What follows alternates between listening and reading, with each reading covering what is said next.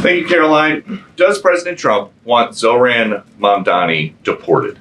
I haven't heard him say that. I haven't heard him call for that. But certainly he does not want this individual to be elected. I was just speaking to him about it and his radical policies that will completely crush New York City, which is obviously a city that the president holds near and dear to his heart. There's this Congressman, Andy Ogles. He wants the Attorney General Bondi to explore denaturalization proceedings because he thinks Mamdani could have misrepresented or concealed material support for terrorism based on rap lyrics he wrote in 2017.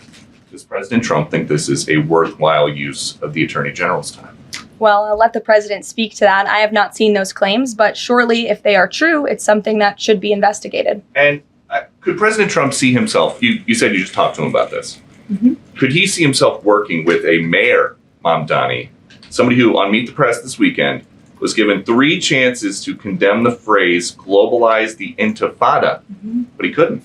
Yeah, look, the president is always willing to work with everyone. He's working with Democrats across the country, Democrat governors, and he said he'll work with people on the far left. He works with Republicans. He works with people in the middle. He wants to do what's right for America, but surely someone who holds these values and is quite literally a communist and condemns every value that makes this country great. Common sense, law and order, low taxes, working hard, and earning your keep in this country. He's against all of that, and I think the president would find it difficult to work with someone like that. If he is elected, I'm sure you'll hear more from the president on that, but we'll have to see. Hopefully the voters of New York City choose wisely. Sure. Thanks, Caroline. The president on Friday said that he was hopeful of a Gaza deal within the next week.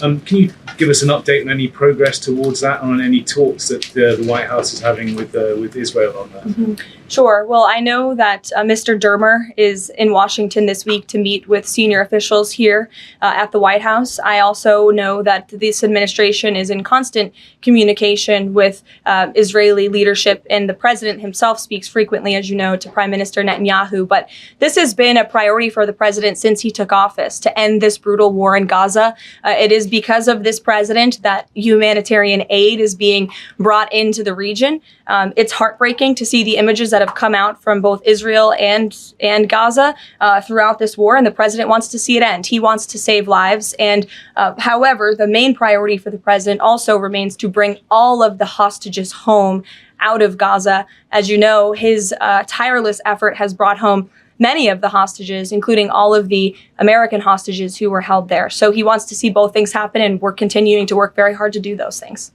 Sure. Yeah, thanks, Caroline. What is the White House's response to Senator Tillis's criticism articulated from the Senate floor yesterday, in which he said passing the big, beautiful bill would betray President Trump's promise to protect Medicaid? Well, he is just wrong. And the president and the vast majority of Republicans who are supportive of this legislation are right.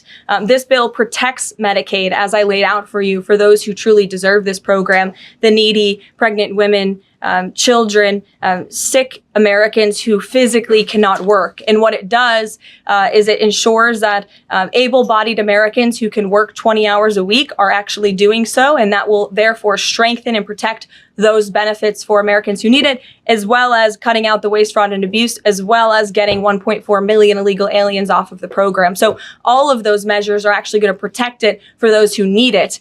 That's the president's position, and that's what this bill does, and that's why Republicans need to vote for it and get it to the president's desk. Stephen.